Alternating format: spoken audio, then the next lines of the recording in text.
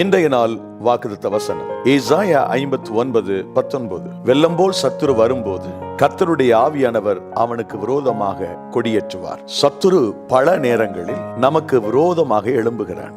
அவனுடைய முயற்சி அல்லது அவனது நமக்கு எதிரான செயல்பாடுகள் மிக பெரிய அசுரத்தனமாக நமக்கு தோன்றுகிறது. வெள்ளம் போல அவனுடைய தோற்றம் இருக்கிறது.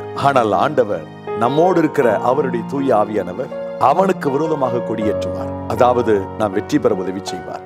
தேவன் நம் பட்சத்திலிருந்து சத்துருக்கு விரோதமாக கொடியேற்ற வேண்டுமானால் நாம் என்ன செய்ய வேண்டும்?